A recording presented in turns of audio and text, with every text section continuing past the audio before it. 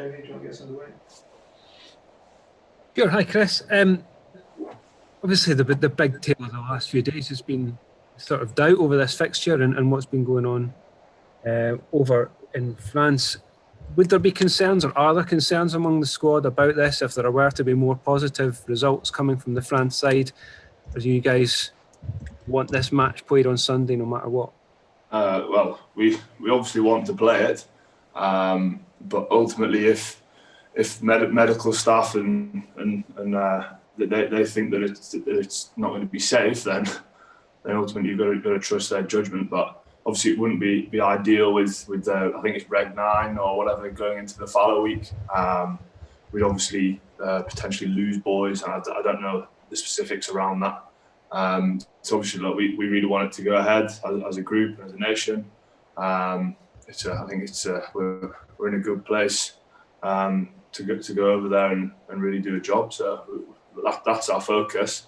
All that stuff's it's not our business. That's for other people to tell us whether it's safe or not and whether it goes ahead. And we'll just focus on the job at hand.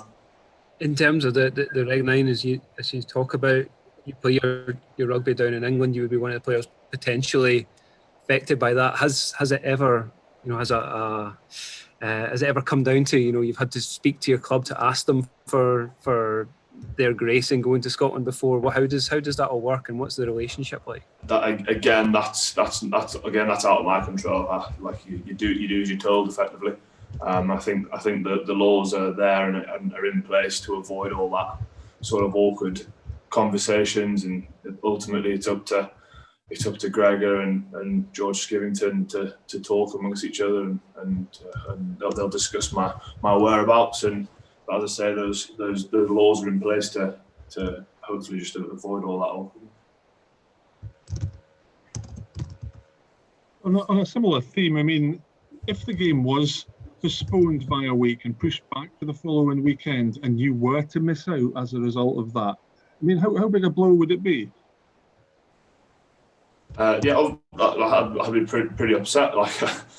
Ultimately, I want to play for Scotland and I want to play for my country. So yeah, obviously, I'd be pretty devastated on a personal level. But again, it just goes back to if it's not safe to play this week, then it's not safe. And if I have to go back to Gloucester and I'm not allowed to come back up, whether they can make tweaks to those laws, this is all stuff that's out of my hands and it's out of all the players' hands, and you just gotta crack on and focus on the week, not let that be a distraction.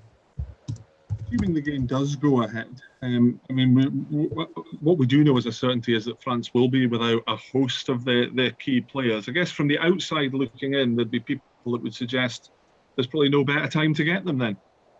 Look, obviously they've lost a couple, 2 or 3 key players, but they've got a big pool of players to select from. They've got plenty of quality as backup, so there's still threats there. But obviously with the likes of Dupont missing, he's a class act.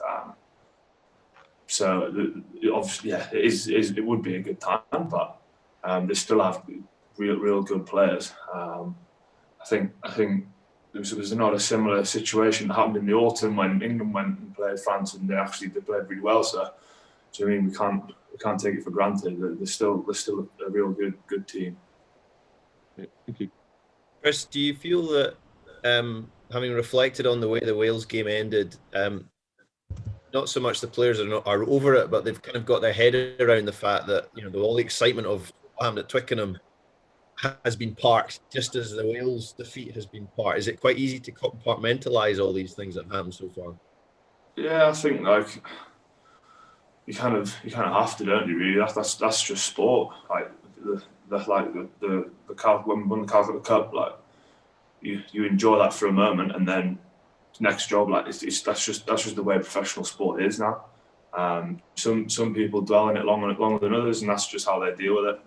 Obviously, we had that fallow week, but I went straight back to my club and I had to focus on Bath away. So I had to sort of try and park that game a bit quicker than others. And then obviously we came back in this week and we went through a bit of review stuff.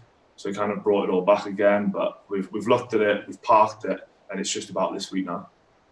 What do you feel, especially from a kind of from a back's perspective, what do you think Scotland need to do better against the French if you're to get this win, which has been so long in coming? And look, I think we've been developing really nicely as a squad. Like we've beaten France over here. It was a close game when we played them in the autumn. Like there's just sort of little moments in games that we've got to stay on top of, whether that's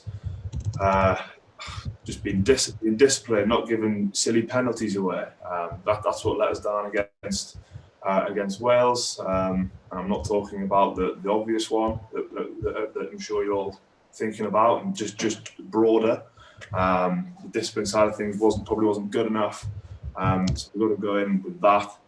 And just keep believing in ourselves. Like we're doing really well, we're playing really well, and we're in games.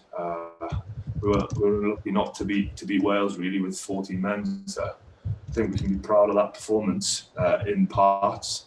There's obviously a bit of development, but I think we're in as I said before, we're in a really good place to go over there and do a job. On that similar theme, do you think the consistency level in this squad is now as good as it has been since you first joined? No, definitely. Yeah, there's a simple answer to that. Yeah, it's there's similar boys in the squad. There's plenty of competition, so it's driving standards. And you know, if you don't perform one week, then there's someone right there just to step in and keep you on your toes. And I think that's just really good for improving performance. I know you've spoken about the depth France have, but you know, if they are without a lot of players and you play them, that expectations on Scotland will go up. You feel that as a squad you're good at coping with that now because of the way you went to England and played, and the way you took the game to Wales, having that extra kind of expectation on you last time out. Look, man, we're ready for it. Like we're feeling good. We're playing well. There's still areas that we can improve, and I think that's just quite exciting. That we're up there. Like we're in with a shot. Like it's a big game for us. We go over there and we win, and do you know what I mean? It puts us in a real good spot to win the comp. I think like everyone believes it. Just got to go out there and do a job, and I think that's also why we're just real keen to get this game to go ahead. And that's literally all our focus is.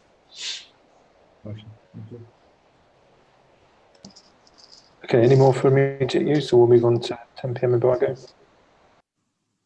Okay, we'll move on. Thank you.